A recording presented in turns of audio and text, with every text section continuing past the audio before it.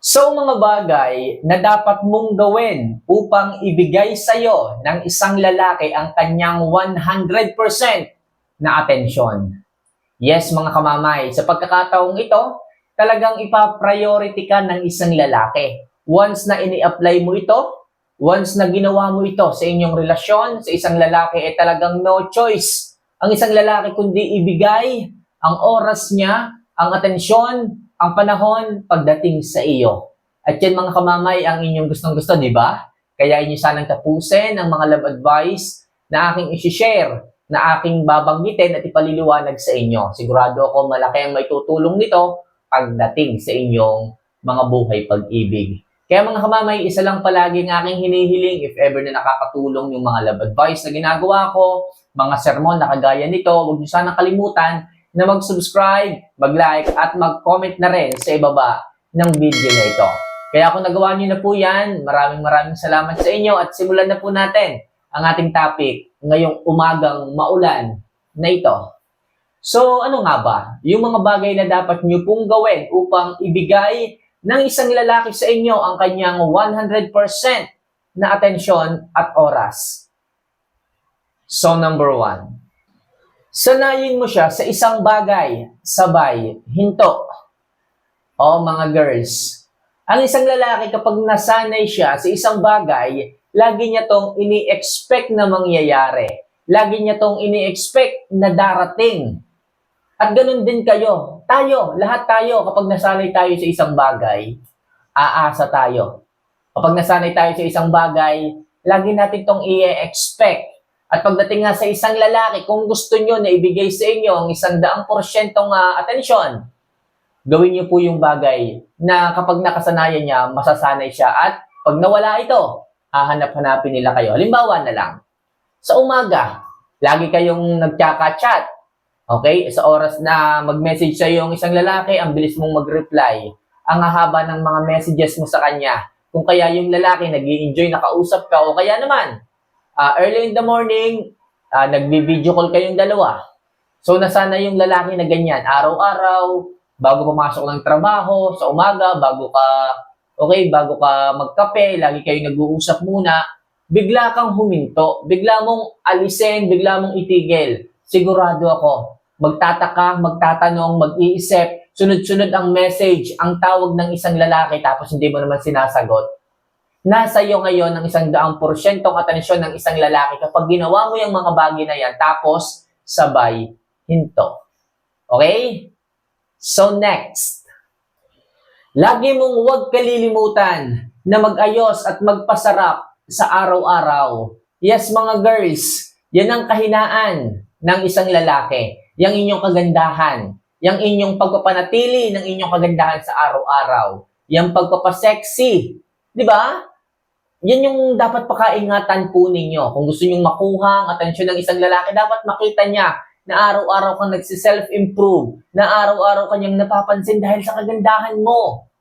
Okay? Kapag ang isang lalaki ay niligawan ka or something na naging asawa mo yan, para ibigay sa inyo ang 100%, kailangan lagi niyang napapansin ang kagandahan mo. Pero kung ikaw yung babaeng maganda na sana kaso pumapangit. Bakit? Kasi hindi ka masyadong nag-aayos. Pinapabayaan mo ang itsura mo dahil masyado kang kampante sa sarili mo na, maganda na ako, hindi na ako mag-aayos.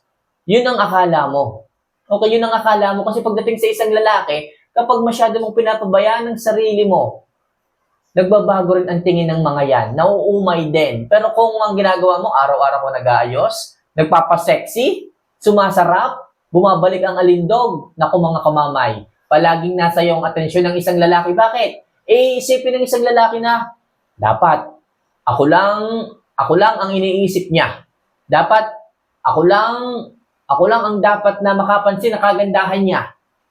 Okay, at makapansin mo rin sa isang lalaki na palagi kanya sinasabihan na, ang ganda mo naman, ang sexy mo naman. Kapag ganyan mga kamamay, ibig sabihin, nakukuha mo na ang atensyon palagi ng isang lalaki. At sigurado ko, hindi lang yung lalaki na yon, kundi marami pang lalaki ang maaaring maging interesado sa iyo, ang humabol sa iyo, ang palagi kang purihin. Kasi nag-aayos ka, nagpapaganda ka. Di ba sarap naman sa pakiramdam ng ganon?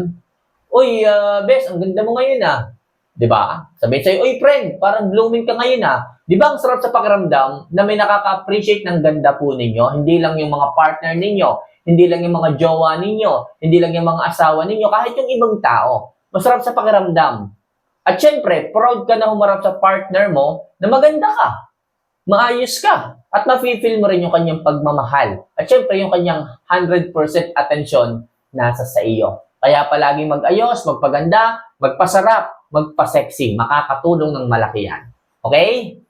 So next, ibigay ang respeto at paninindigan sa sarili mo.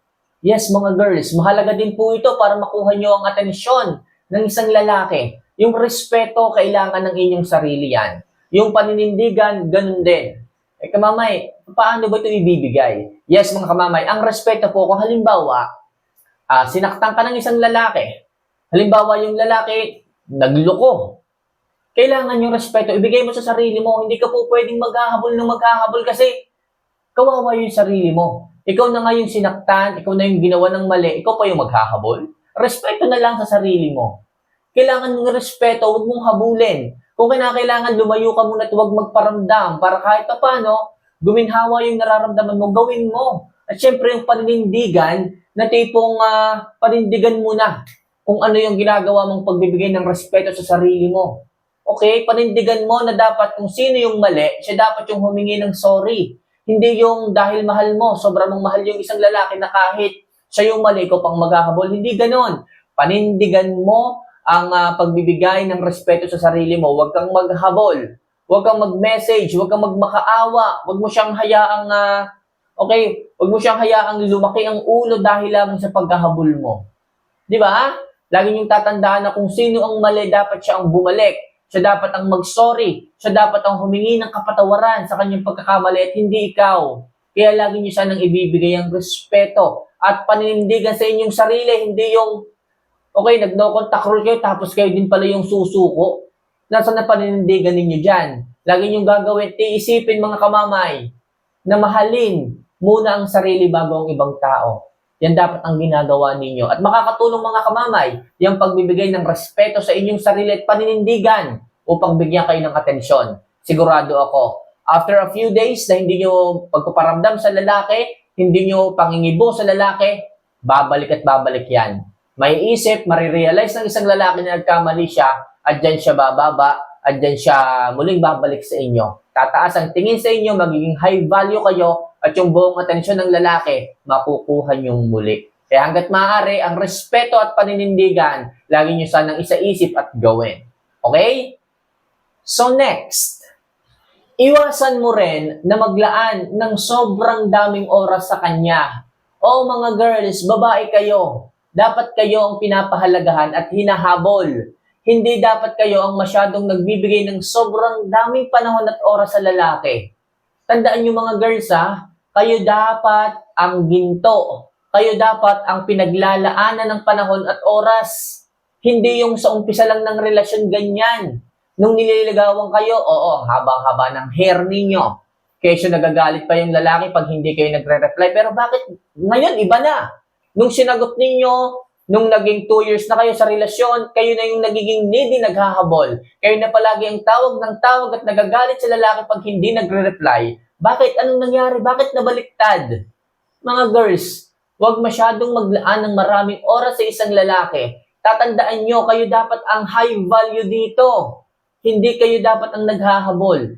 Kapag nangyaring kayong naghabol, bababa ang value ninyo at kalaunan. Kayo palagi ang iiyak. Kayo palagi ang luluha. At kailanman na hindi nyo makukuha ang 100% na atensyon ng isang lalaki kasi kayo nga ang naghahabol Kayo nga ang palaging nagiging needy sa kanya. Kaya hanggat maaari, iwasang magbigay, maglaan ng sobrang daming oras sa lalaki para hindi kayo magmukhang low value sa pagkakataong yan. Kaya please, hayaan nyo na lalaki ang mag-isip. Hayaan nyo na lalaki ang magtanong kung anong ginagawa mo. Kung ano na ang update sa buhay mo, hindi yung kayo palagi ang mangangamusta. Hindi yung palagi kayo ang unang nagme-message, nagpaparamdam. Iwasan nyo yan. Iwasan nyo magbigay at maglaan ng sobrang daming oras sa lalaki. Mga girls, makinig kayo. Okay? So next, Dapat meron ka ring lakas ng loob na lumayo kapag sobra na siya sa iyo. Yes, mga girls. Tatandaan nyo, kapag ka palagi kayong sinasaktan ng isang lalaki, malabo na po na makuha nyo ang 100% na atensyon ng mga yan. Malabo. Malabo. Kasi kayo yung maghahabol eh. Kapag sinaktan kayo, kayo ang hahabol, kayo ang bubuntot, kayo ang magmamakaawa, kayo ang iiyak, kayo magmumukmok, kayo ang sasama ang loob. Pero kung ang gagawin niyo mga kamamay is lalaksan niyo ang loob ninyo, kung nafe-feel po ninyo na sobra na yung ginagawa sa inyo, sobra na ang sakit, sobra na ang paniniis, minsan nalalapatan pa kayo ng kamay, huwag kayong magdalawang isip na lumayo, mag-no contact rule. At yung pagkakataong yan mga kamamay, diyan siya magbibigay ng 100% na atensyon. Mag-iisip, magtatanong, magtataka kung bakit bigla kang nawala, kung bakit kinaya mong lumayo at hindi magparamdam. Diyan ka ngayon iisipin sapagkat diyan niya unti-unting nakikita ang halaga mo. Diyan niya unti-unting nakikita ang value mo. Kaya mga girls, huwag kayong matakot. Huwag kayong magdalawang isip at mag-alinlangan na i-apply sa isang lalaki ang no contact rule kung talagang sumusobra na at hindi na niya mapigil ang kanyang pananakit pagdating sa inyo. Mga girls, mahalin po ninyo muna ang inyong sarili bago kayo magmahal ng ibang tao. Kung yung sarili nyo nga hindi nyo mahalin o hindi nyo magawang bigyan ng respeto, ang ibang tao pa kaya, di ba?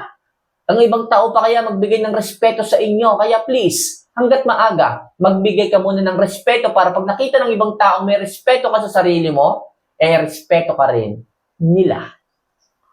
And last, kapag hindi mo na kaya ang lahat dahil sa sobra na siya, ipakita at iparamdam mo na suko ka na. Yes, mga girls. Kapag masyado nang nakakapagod ang lahat, kapag masyado nang overload ang problema, masyado na kayong nagkakasakitan, sabihin mo sa kanya na suko ka na. Hindi mo na kaya ang lahat. Iparamdam mo na wala ka nang magagawa. Sa ganyang paraan mga kamamay, titigil ang mundo ng isang lalaki sapagkat maiisip niya kung bakit bigla kang sumuko, kung bakit bigla kang tumigil ng pagmamahal sa kanya. At sa ganyang paraan mga kamamay, diyan siya matutulala at makukuha mo ang kanyang atensyon. Mapapaisip na baka sumobra na talaga siya dahil sa kanyang mga ginagawa sa iyo na hindi maganda. Kung kaya't makakatulong din kapag masyado ka nang nasasaktan at sinabi mo sa kanya na suko ka na at wala ka nang balak siyang ipaglaban pa. Makakatulong yan para makuha mo ang 100% na atensyon ng isang lalaki. So mga girls, kahit masakit, sana may apply po ninyo ito sa inyong mga buhay-buhay pag-ibig at sana makatulong pagdating sa inyong buhay pag-ibig, sa inyong karelasyon at sana ay huwag niyo sana kalimutan na mag-subscribe, mag-like at mag-comment pa rin sa ibaba ng video na to para sa mas marami pang love advice na kagaya nito na maaari kong i-share sa inyo. So see you for our next vlog. Mahal ko po kayo mga kamamay. Paalam.